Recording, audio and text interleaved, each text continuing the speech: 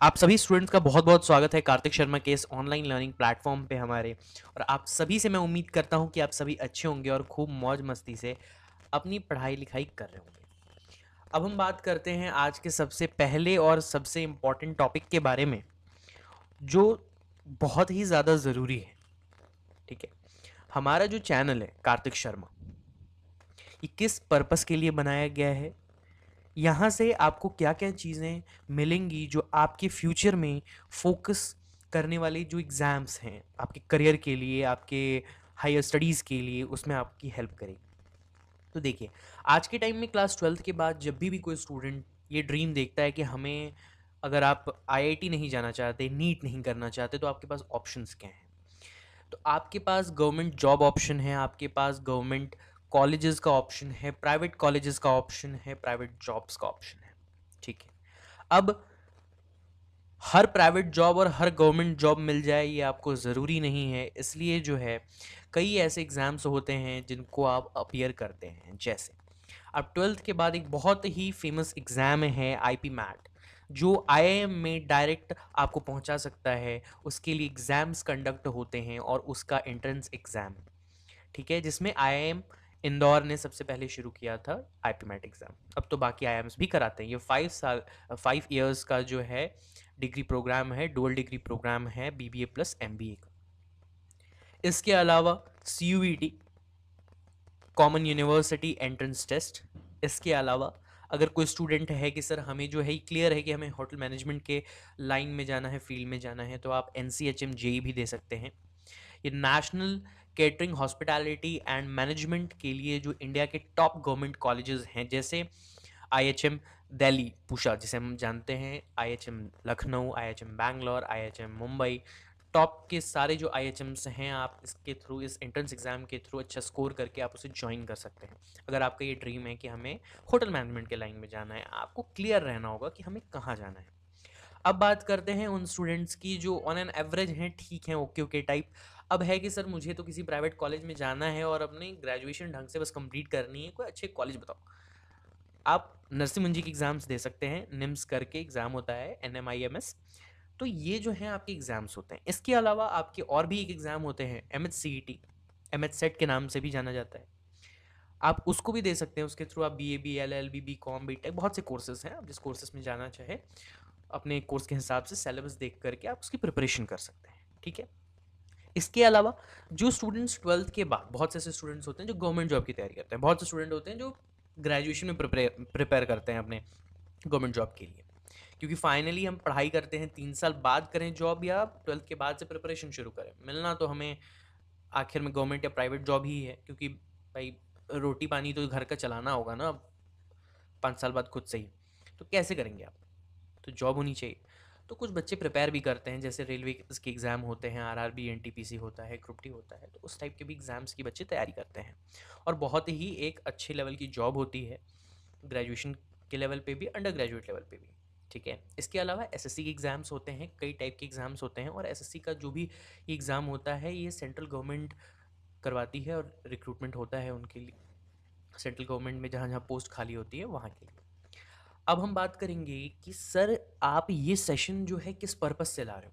तो देखिए इन सभी एग्जाम्स में जो है ऑलमोस्ट, अगर आप देखेंगे कई जगह पे, तो आप एक बात जानते हैं कि क्लास 12th के बाद जो है, एक सेकंड, क्लास 12th के बाद जो है हर स्टूडेंट, या क्लास 12th में हर स्टूडेंट जो है आपके पीसीएम से नहीं बिलोंग करता है, आपके पीसीबी से नहीं बिलोंग करता है, वो अकाउंट्स, इकोनॉमिक्स और बीएसटी लेता है।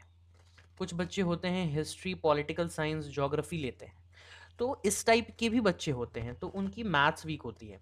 तो क्या वो 12th वाले मैथ्स तो कर नहीं सकते? तो अब उनके लिए क्या है कि कॉमन, आप क्लास 10 तक तो मैथ्स पढ़े ही रहते हैं सभी लोग, चाहे जैसे नंबर आए वो मैटर नहीं करता। तो थोड़ा बहुत तो बेसिक नॉलेज है भाई प्लस माइनस करने का। तो उन सारी चीज़ों को मिलाकर के जो कंपटीशन का एक सिलेबस बनाया जाता है, उसमें उस मैथ्स को हम लोग एक नए नाम से जानते हैं, क्वांटिटेटिव एप्टीट्यूड। क्वांटिटेटिव एप्टीट्यूड के नाम से हम जानते हैं।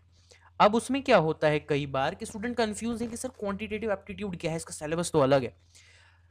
सर ऐसा कुछ नहीं है, क्लास 10th 9th और 8th, थोड़े बहुत जो कुछ कॉन्सेप्ट्स रहते हैं 7th, इसमें जो आपने पढ़ाई की है मैथ्स के सिलेबस की वही सिलेबस रहता है, बस क्वेश्चंस का लेवल थोड़ा ज़्यादा रहता है। बेसिक्स अगर आपका क्लियर है तो आप सारी चीज़ें कर लेंगे।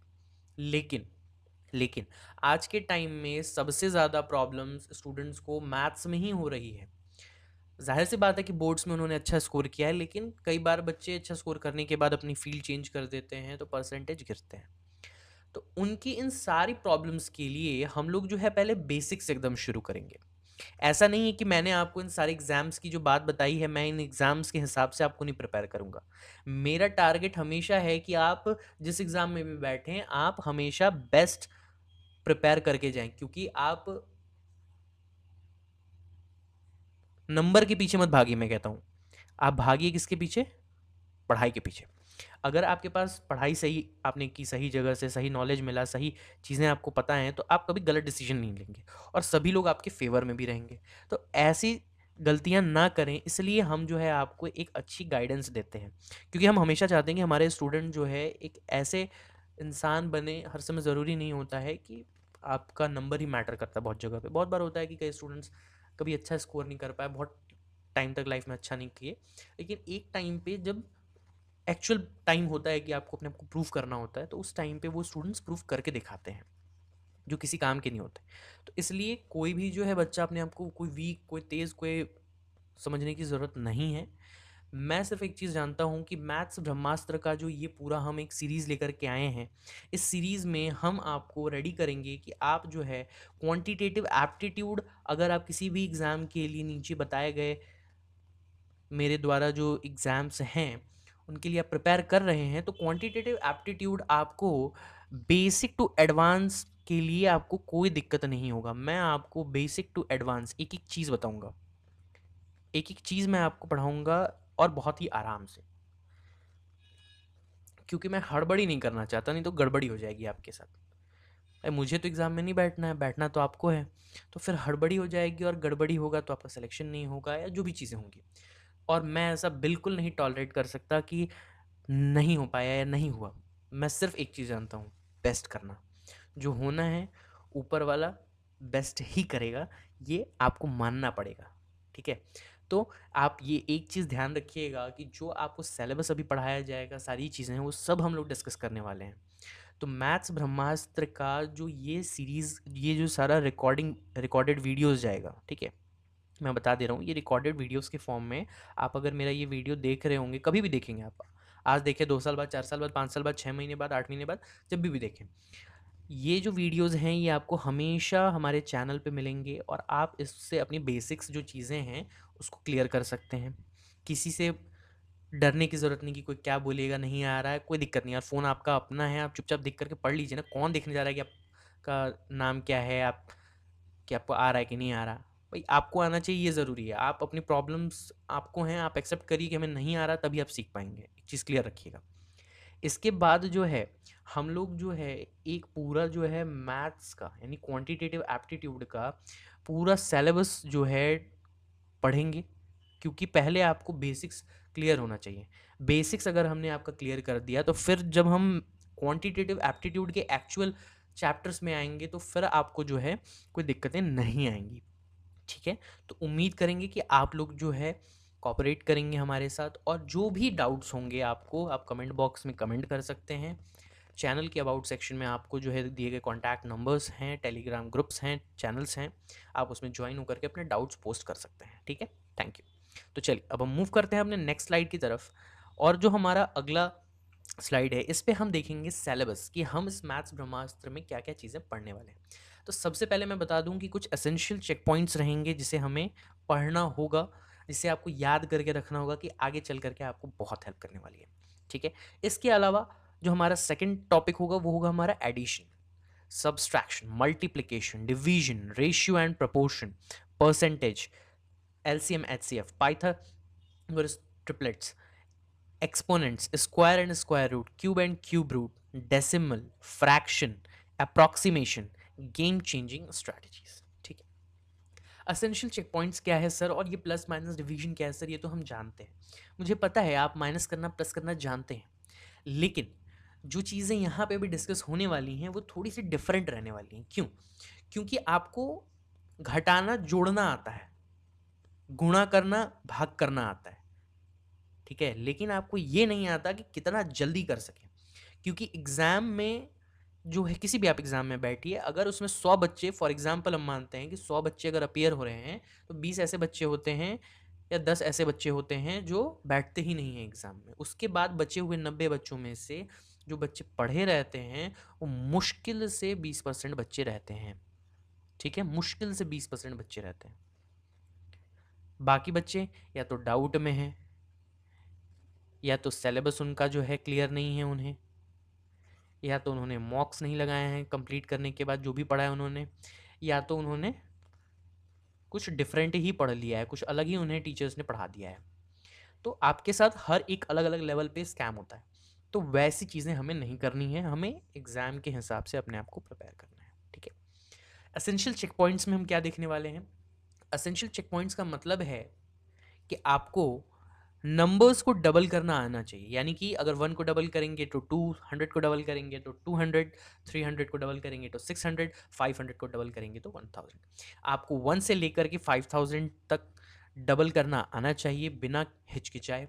टेबल आपको 2 से 30 तक का याद होना चाहिए। स्क्वायर रूट जो है आपको 2 से लेकर 30 तक याद होना चाहिए। क्यूब रूट भी याद होना चाहिए 2 से 30 तक। ये चीज़ें आपके लिए मैंडेटरी हैं। आपको इस एक बार में याद नहीं होता है, आप लिख लीजिए। क्या करिए? लिख लीजिए, लिख करके उसको याद करिए। एक जगह अपने सामने जहाँ बैठते हैं टेबल चेयर पे, वहाँ पे आप इसे पेस्ट कर लीजिए और वहाँ पे रोज़ देखिए, तो धीरे धीरे चीज़ें आपको याद हो जाएंगी, ठीक है। Table, square root, cube root ही थोड़ा सा दिक्कत कर रहा होगा, बाकी डबल करना तो आप लोगों के लिए बहुत आम बात होगी, कोई दिक्कत नहीं होगा आपको। अब फिर हम बात करते हैं कि sum of natural numbers, sum of square of an natural number, sum of cube natural numbers, multiplication, important techniques. तो ये जो 4 टॉपिक्स हैं इनको हम लोग जो है नेक्स्ट वीडियो में हमारे कवर करेंगे, ठीक है, बेस इसके अंदर डेप्थ में जा करके, क्योंकि ये आपको याद करने वाली चीज़ नहीं है, प्रैक्टिस है, कॉन्सेप्ट है, जिसको हम लोग देखेंगे। अब मैंने आपके लिए एक और स्पेशल काम किया है कि आपको कहीं अलग से ढूंढना ना पड़े, करना ना पड़े। मैंने आपको जो है सेम स्लाइड्स के ही फॉर्म में डबल जो है नंबर्स को करना करके पूरा जो है टेबल के फॉर्मेट में ये हमने आपको दे दिया है। यहाँ पे पूरा 1 to 500 तक पूरा जो है सबके डबल्स यहाँ पे दिए गए हैं। अब इसके बाद हम बात करते हैं टेबल की। टेबल भी आपको 2 से लेकर के 30 तक के पूरे पूरे यहाँ पे दिए गए हैं कि आपको कहीं से ढूंढने की या अलग से खुद से फिर करने की ज़रूरत ना पड़े। इसके बाद फिर जो है स्क्वायर रूट भी आपको दे दिया गया है 1 से 30 तक का, कि आप देख लीजिए कोई समस्या ना हो आपको करने में, कहीं परेशानी ना हो, कुछ गलत आप याद ना कर लें इसलिए। इसके बाद फिर हमने क्यूब रूट दिया है आपको। सारी चीज़ें आपको सिस्टमेटिक तरीके से यहाँ पे मिली हैं और इनके पीडीएफ जो हैं आपको हमारे टेलीग्राम चैनल के में मिल जाएंगे, या टेलीग्राम ग्रुप में आप ज्वाइन कर सकते हैं डीसीएस सेक्शन में, वहाँ पे भी आपको मिल जाएंगे, ठीक है। इसके अलावा बहुत बहुत धन्यवाद आप सभी स्टूडेंट्स का आज के सेशन के लिए। फिर मिलते हैं अगले वीडियो में, तब तक के लिए जय हिंद।